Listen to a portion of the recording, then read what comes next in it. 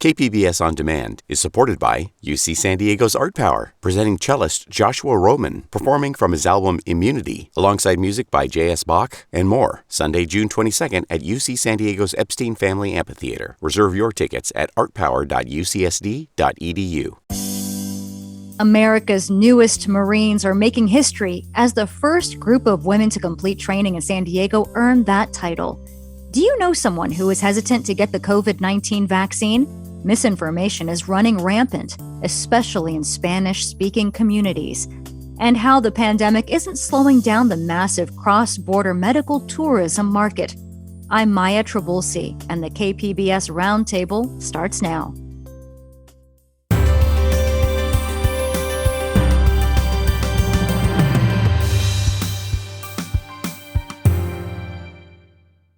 KPBS On Demand is supported by UC San Diego's Art Power, presenting cellist Joshua Roman, performing from his album Immunity, alongside music by J.S. Bach and more, Sunday, June 22nd at UC San Diego's Epstein Family Amphitheater. Reserve your tickets at artpower.ucsd.edu. Welcome to our discussion of the week's top stories. I'm Maya Trabulsi, and joining me on this remote edition of the KPBS Roundtable are Alex Nguyen, North County multimedia producer for KPBS News, reporter and author Jean Guerrero, and Port of Entry writer and producer Kinsey Moreland.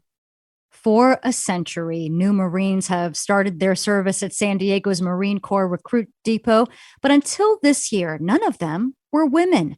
On Thursday, history was made as the first female platoon graduated from basic training, a grueling 12 weeks that pushes recruits to their physical and mental limits. KPBS North County multimedia producer Alexander Nguyen is following the group and joins us for an update. Hi, Alex. Hi, Maya. It's nice to be here. Great to have you. So history was made this week. You attended Thursday's graduation event at MCRD, which naturally drew a lot of media attention. What was the atmosphere like, and how did it reflect on the significance of the event?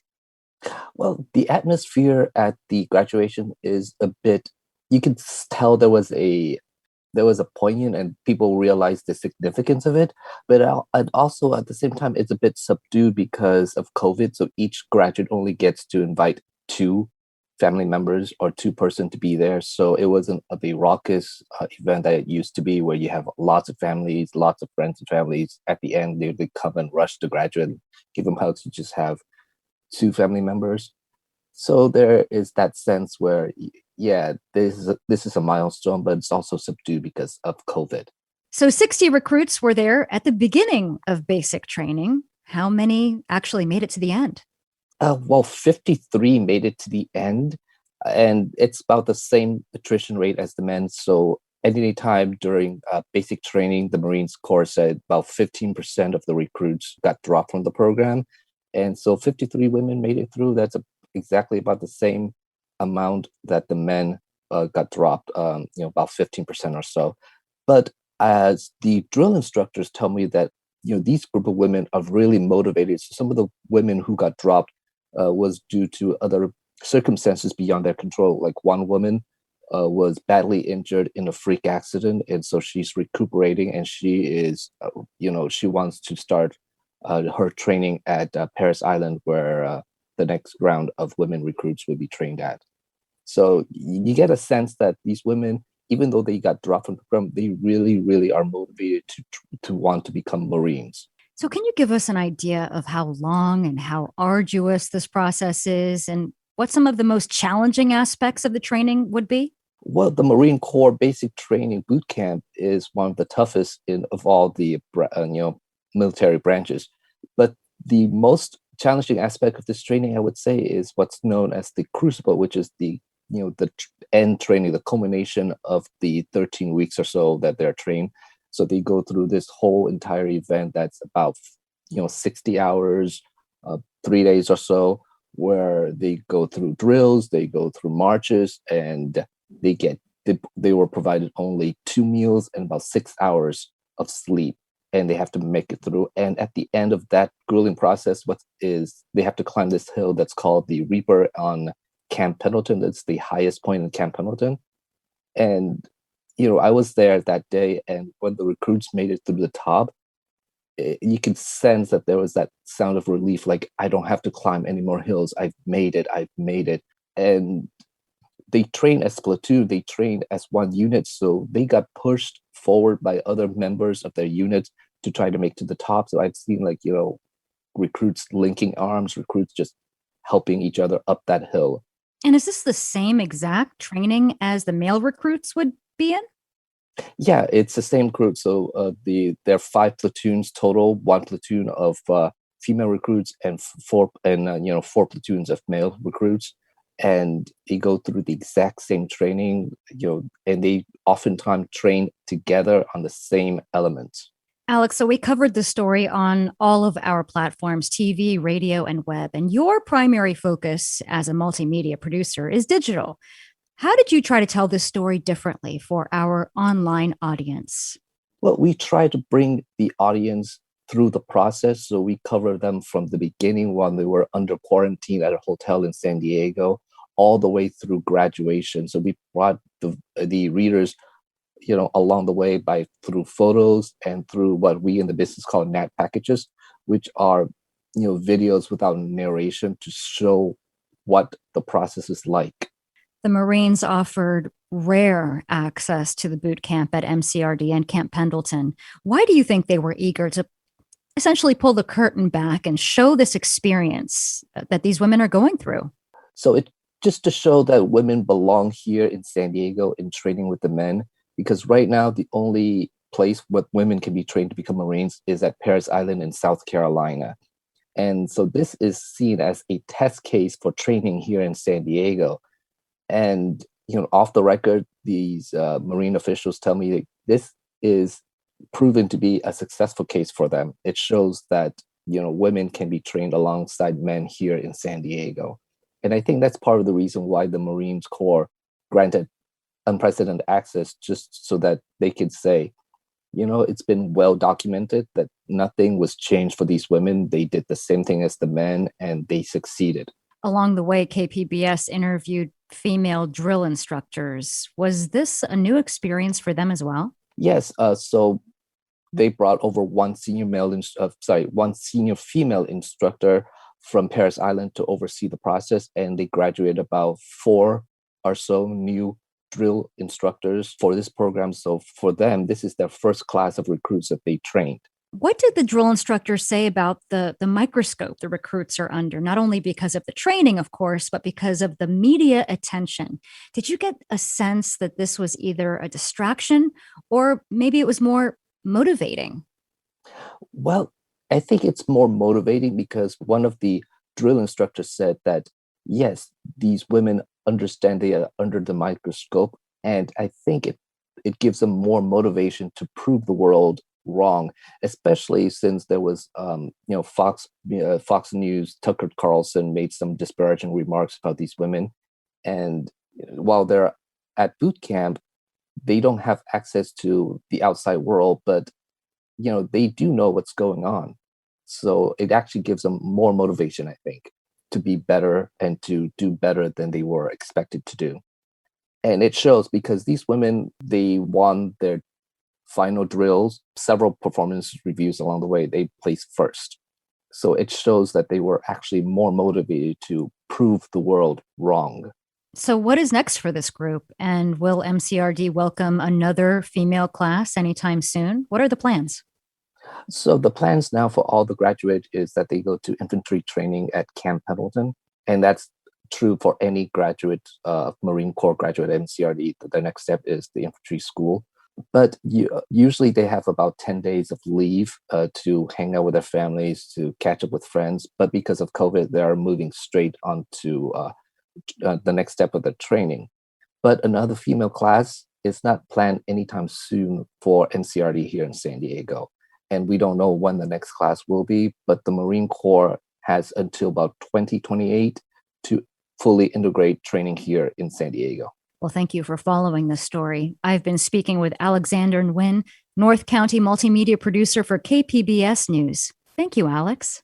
Thank you, Maya. KPBS On Demand is supported by UC San Diego's Art Power, presenting cellist Joshua Roman, performing from his album Immunity, alongside music by J.S. Bach and more. Sunday, June 22nd at UC San Diego's Epstein Family Amphitheater. Reserve your tickets at artpower.ucsd.edu. Maya.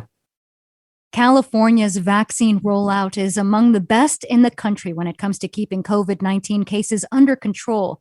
And we're about a month away from the tier system ending entirely.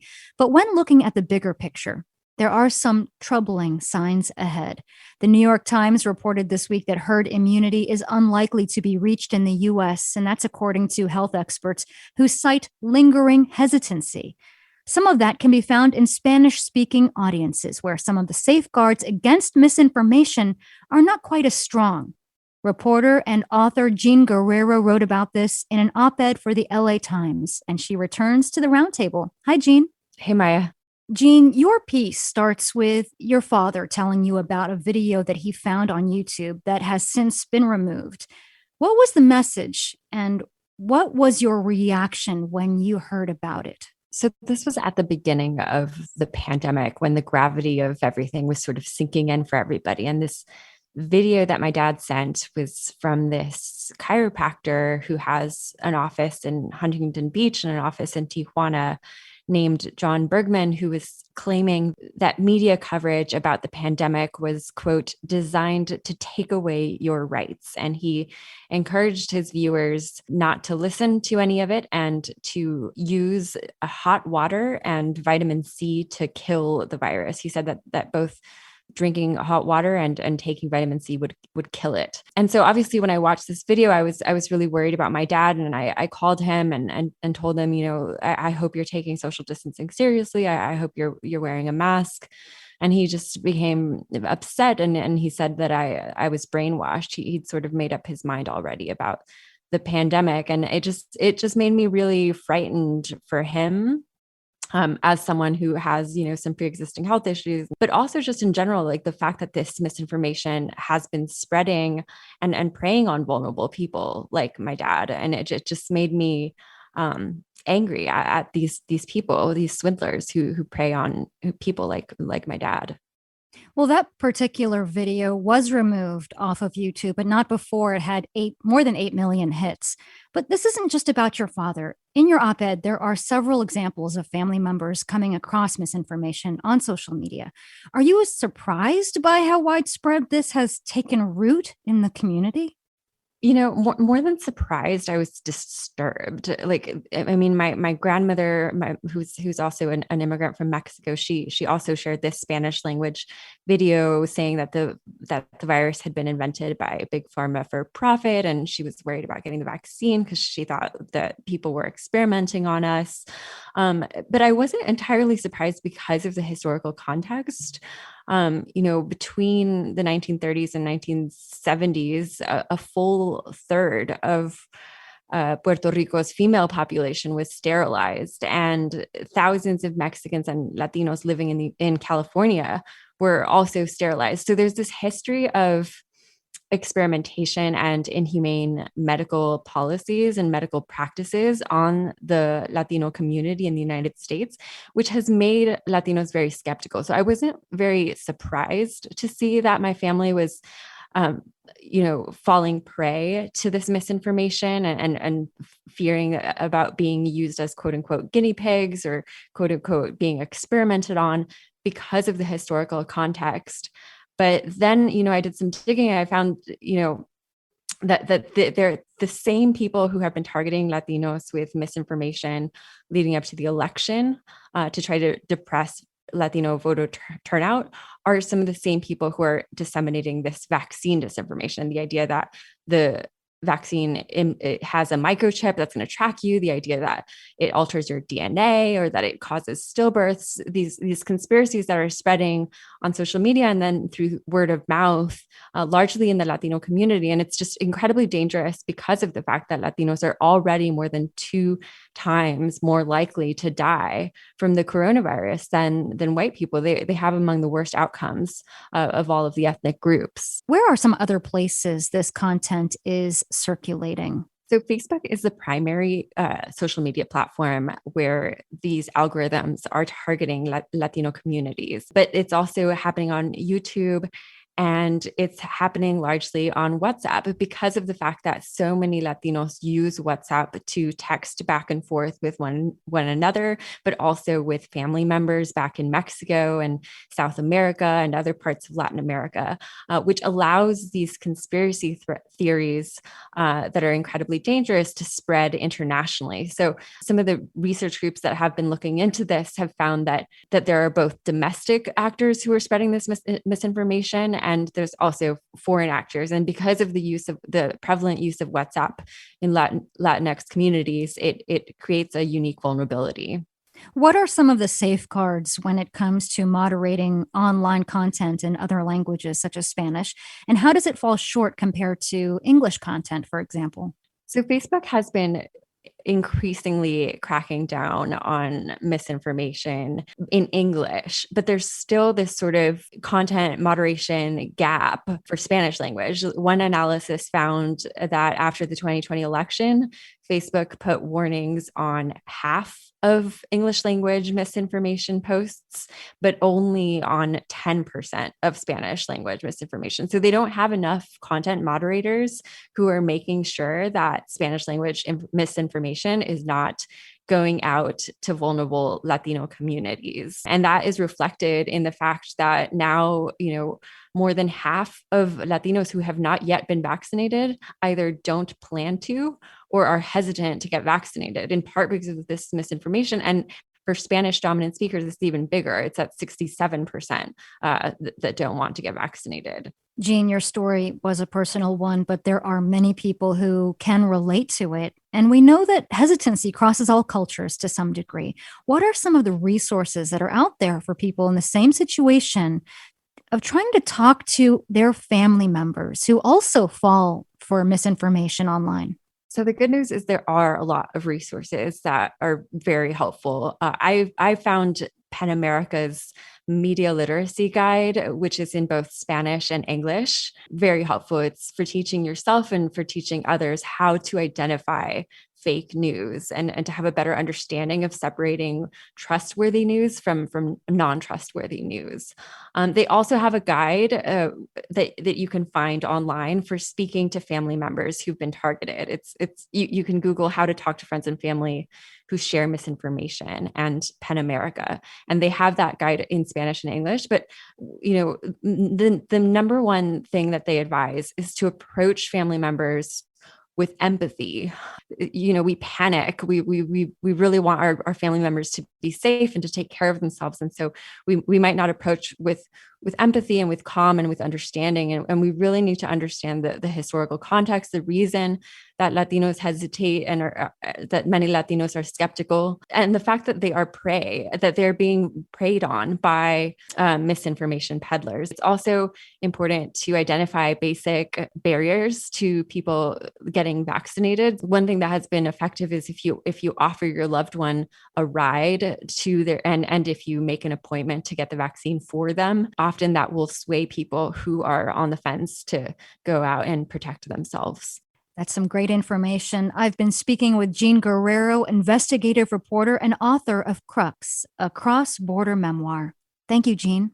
Thanks, Maya. The San Ysidro border crossing is one of the busiest in the world, and a big part of that is due to the high cost of healthcare in the United States. The pandemic is doing little to slow the demand for prescription drugs, cancer treatments, dental work, and cosmetic surgery, all of which are cheaper and more accessible in Tijuana. Every person making the trip has a story to tell, and that is the focus of Port of Entry's latest podcast series on the booming medical tourism market. Our guest is Kinsey Moreland, producer and writer for Port of Entry. Hi, Kinsey. Hey, Maya. Thanks so much for having me today. Producing a series of podcasts focusing on one subject obviously allows you incredible breadth in the directions that you want to explore. Why did your team decide this was an important subject to focus on so deeply on a series of shows? Well, our show focuses on cross-border people and cross-border lives, and medical tourism is just such a huge and visible part of that. So right now, if you go to the border, and people who are familiar with sitting in that line, right, crossing back from Tijuana to San Diego, you see billboards everywhere for cosmetic surgery, for dental work, for all kinds of medical procedures. And of course, when you're crossing in from San Diego to Tijuana, some of the first things you'll see are the farmacias, the pharmacies. So it's just such a huge part of our cross-border, it's a subculture of the cross-border community here. So we wanted to zero in and really focus on the personal stories of these people who are behind this incredible boom, because the industry is just booming. And of course, there are so many personal stories to explore. But the first episode focuses on a woman named Maria, and she's from Otay Mesa. She's dealing with a second breast cancer diagnosis. What did you find so compelling about her story? Well, first of all, she is brave and she's bold and she's interesting and she was willing to share her story with us. And I think what interested me personally about the story was that she crosses the border for alternative cancer treatment in Tijuana. And that, just saying that, makes me nervous. Like, oh my gosh, that like you're playing with your life here. But what she did for us was sort of lift the curtain into why she made that decision. So because this is her second go with cancer, she did do all the traditional stuff the first time around. And this time she just didn't want to do the chemo and the radiation. She did some of the other traditional treatments, but she invited us to her cancer group. And we just wanted to know more about her as a person and why she made this kind of incredible decision to cross the border to get, kind of some unproven treatments in Tijuana. So I think she did a really good job of opening up her heart and her mind and really sharing her personal story with us. And it's not just life-saving medical care that's drawing people to Mexico. Vanity also has a market there, especially in the era of Zoom meetings where our faces are on full display. So what is the demand for things like dental and cosmetic work during these times? Right. So there's this fun term in the media. They're calling it the Zoom boom. So there's a lot of people, in real meetings, in real life, we're not staring at ourselves, right? There's no mirror. But in Zoom meetings, we are looking at ourselves. And so that has caused some people to say, oh, wow, look at that nose of mine. I really got to get that fixed. But even more so than that, I actually talked to a recovery house in Tijuana that's a place where people, mostly women, go after cosmetic surgery to recover before they cross back to the U.S.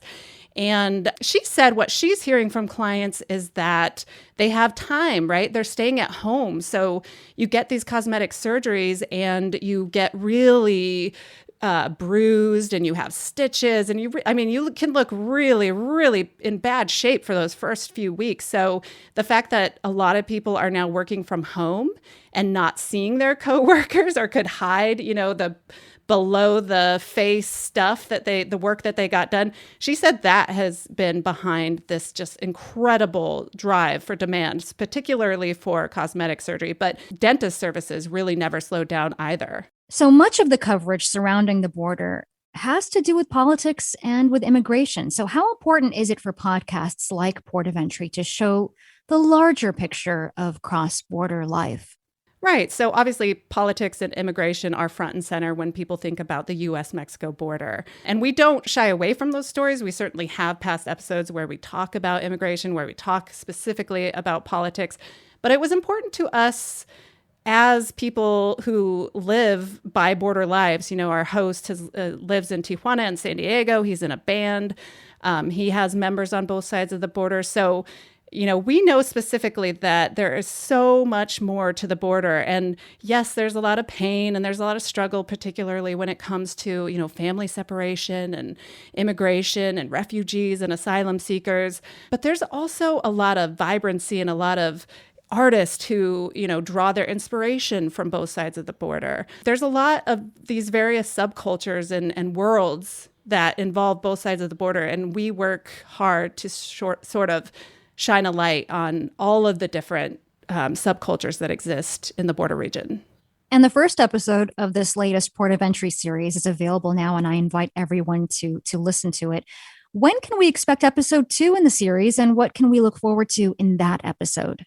Episode 2 drops on Wednesday, and we are following 2 women on their cross-border journeys to find more affordable insulin. The pandemic has sort of added an extra set of challenges, particularly for people with diabetes. So, we kind of juxtapose two stories, right? A woman who is privileged enough to be able to afford the expensive insulin if she wanted to, but she sort of refuses to because it feels unjust. It feels not right to pay big pharma lots of money for a drug that her son needs to live. So we follow her journey. And then we talk to a grandma from Chula Vista who didn't have insurance, couldn't afford, has rationed. Yeah, it's just an interesting dynamic look at people who cross the border for life-saving drugs. And Kinsey, you have a special line for people to call who can share their stories about medical tourism. And I imagine you must be getting some very interesting feedback on this specific topic as well. Can you share some of those with us? Yeah, of course. So it's 619-452-0228.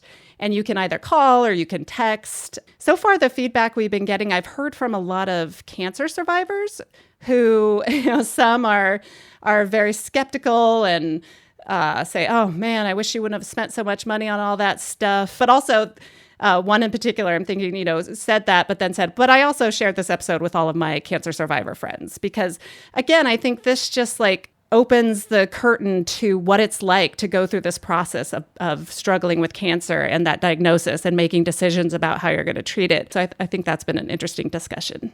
And Port of Entry is available on all major podcast platforms. You can also stream it on the KPBS YouTube page and at kpbs.org.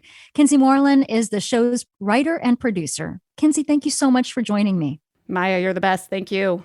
That wraps up this week's edition of the KPBS Roundtable. I'd like to thank my guests, Alexander Nguyen from KPBS News, reporter and author Jean Guerrero, and Kinsey Moreland from Port of Entry. If you missed any part of our show, you can listen anytime on the KPBS Roundtable podcast.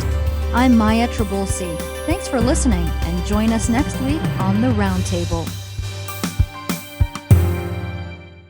KPBS On Demand is supported by UC San Diego's Art Power, presenting cellist Joshua Roman, performing from his album Immunity, alongside music by J.S. Bach and more, Sunday, June 22nd at UC San Diego's Epstein Family Amphitheater. Reserve your tickets at artpower.ucsd.edu.